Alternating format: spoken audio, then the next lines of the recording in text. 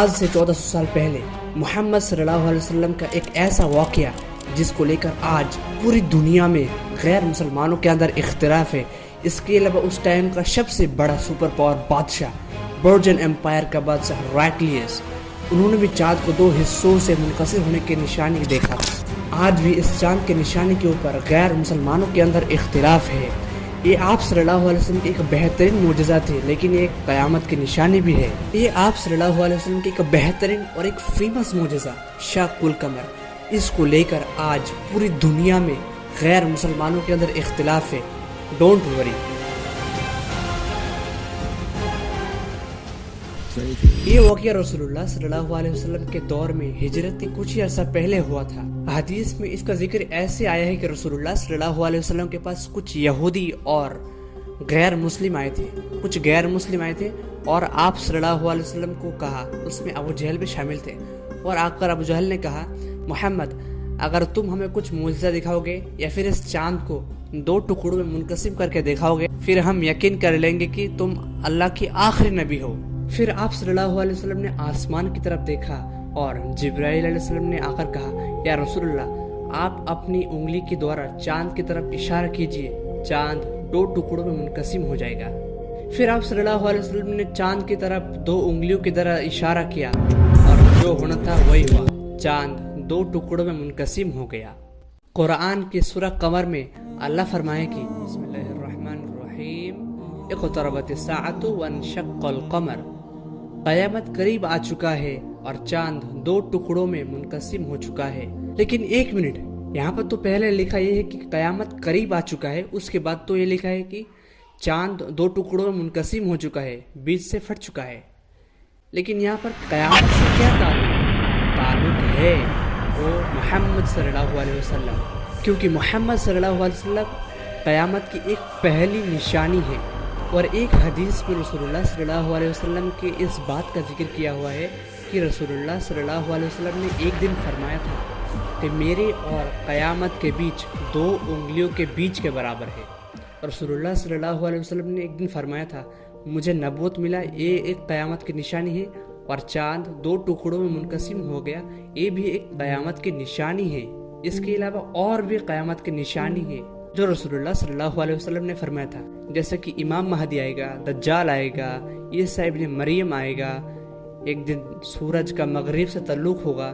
یہ سب قیامت کی نشانی آلریڈی ہم اس ویڈیو میں ایکسپلین کر چکے ہیں، آپ وہاں سے دیکھ سکتے ہو۔ لیکن ایک منٹ، ہم تھوڑا بہت دور آ چکے ہیں نا، لیٹس گو بیک۔ اقتربت الساعۃ وانشق القمر، یہ آیت تو ہم کمپلیٹ کر چکے ہیں آلریڈی۔ اس کے بعد جو آیت ہے وَإِن يَرَوْا آیَةً يُعْرِضُوا وَيَقُولُوا هَلْ مُسْتَمِرٌّ، یہ اللہ کی فرمان ہے، وہ اگر کوئی نشانی دیکھے تو وہ منہ پھیر لیتے ہیں اور کہتے ہیں کہ یہ تو جادو ہے، یہ تو ہم برسوں سے دیکھتے آ رہے ہیں۔ یہ باتیں اللہ قرآن میں فرمائے ہیں۔ اب چاند کو 2 حصوں سے منقسم کرنے کے بعد، الگ کرنے کے بعد ابو جہل کے سامنے، پھر ابو جہل نے کہا، ارے محمد یہ تو جادو ہے، یہ تو ہم برسوں سے دیکھتے آ رہے ہیں، محمد ہم پر جادو کیا ہے۔ اب ابو جہل جب چاند کو 2 حصوں سے منقسم کرنے کو یہ منظر دیکھا تو ابو جہل نے کہا، ارے محمد تو ہم پر جادو کیا ہے۔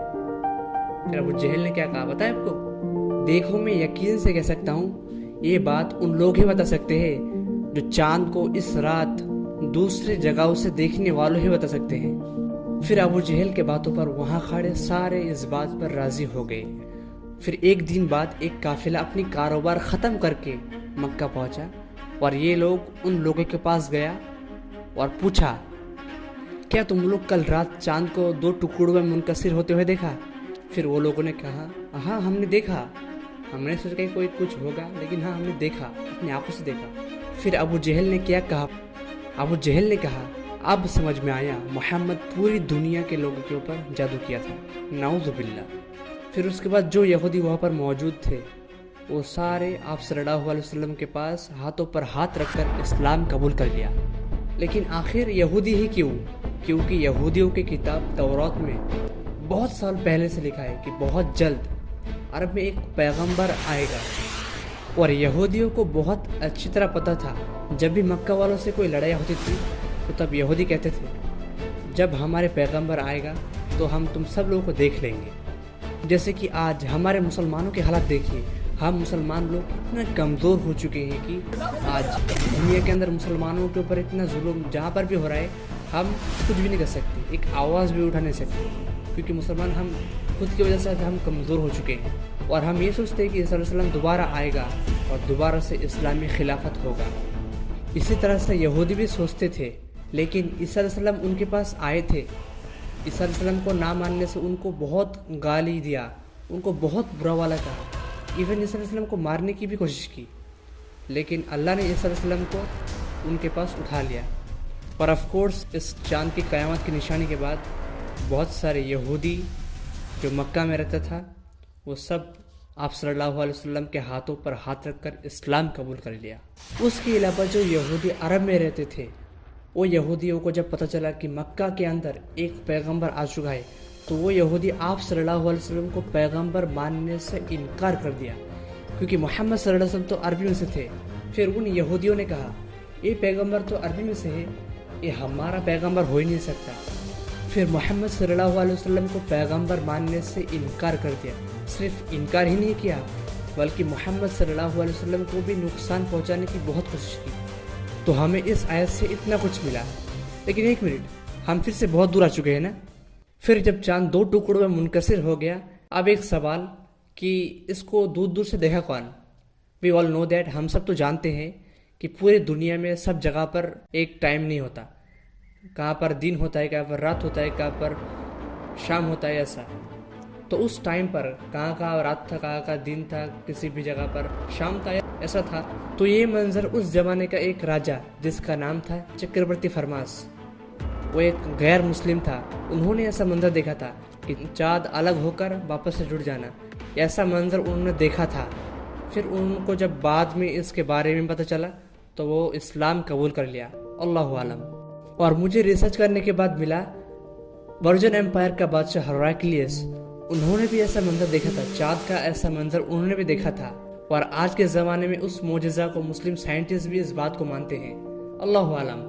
یہاں تک تو ہم سب کو اس اسٹوری کو پتہ چل گیا ہے، لیکن ایک واقعہ کا کلپ ابھی بھی باقی ہے، جو محمد صلی اللہ علیہ وسلم کو جیسے چاند کا واقعہ اسی طرف سے یہ بھی ایک واقعہ، اور اس چاند کا واقعہ ہوا تھا، اور بھی ایک واقعہ ہے جو آپ صلی اللہ علیہ وسلم کے پاس ہی ہوا تھا۔ اس واقعہ سے ایک سورہ نازل ہوا ہے جس کا نام ہے سورہ اخلاص۔ مجھے تو پتہ نہیں اس چاند کا واقعہ اور یہ سورہ اخلاص نازل ہونے کا واقعہ ان دونوں میں سے کون سا پہلے ہو چکا ہے، آئی ڈونٹ نو۔ پھر ایک دن آپ صلی اللہ علیہ وسلم کے پاس مکہ کے مشرکین لوگ آئے تھے، اور آپ صلی اللہ علیہ وسلم سے کہا، یا محمد، تم جس اللہ کی عبادت کرتے ہو اس اللہ کی نسب کے بارے میں بتاؤ، اس اللہ کی ذات کے بارے میں بتاؤ۔ کسی نے کہا ان کی نسب کیا ہے، کسی نے کہا ان کی خاندان کیا ہے، ان کا وارث کون ہے، ان کو کون جنم دیا، کیا وہ لوہے کا ہے، کیا وہ سونے کا ہے، کیا وہ لکڑی کا ہے، ان کی نسب کیا ہے۔ جب یہ سوال رسول اللہ صلی اللہ علیہ وسلم کو کیا گیا تو اسی ٹائم اللہ نے سورہ اخلاص نازل فرمایا۔ اللہ نے فرمایا قل هو اللہ احد۔ پھر جبرائیل علیہ السلام نے آ کر آپ صلی اللہ علیہ وسلم سے کہا کہ کہہ دیجئے وہ اللہ تنہا ہے، کہ اللہ ایک ہے، اللہ الصمد، وہ بے نیاز ہے، اسے کسی کی ضرورت نہیں ہے، لم یلد، اس نے کسی کو جنم نہیں دیا، ولم یولد، اور اس کو کسی نے بھی جنم نہیں دیا، ولم یکن لہ کفوا احد، وہ اس جیسا کوئی نہیں اور وہ سب سے الگ ہے۔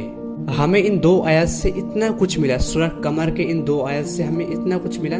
یہاں تک تو آپ سب لوگوں کو اس اسٹوری کا آلریڈی پتہ چل گیا ہے نا۔ تو میں ایک سیریز سے بات کرنا چاہتا ہوں، جو لوگ یہ کہے گا کہ یہ قرآن کی اس کہانی جھوٹ ہے، یہ چاند کی اس کہانی جھوٹ ہے، قرآن کی اس آیت اس کہانی جھوٹ ہے، تو میں ایک سیریز سے بات کرنا چاہتا ہوں، ہمیں ان لوگوں سے کوئی مطلب نہیں ہے، کوئی بھی جو بھی ہو، ہمیں ان سے کوئی مطلب نہیں ہے۔ قرآن اور حدیث میں اسلامک ہسٹری بھر بھر کر پڑھا ہے۔ انشاءاللہ نیکسٹ ویڈیو میں ملاقات ہوگی۔ اللہ حافظ۔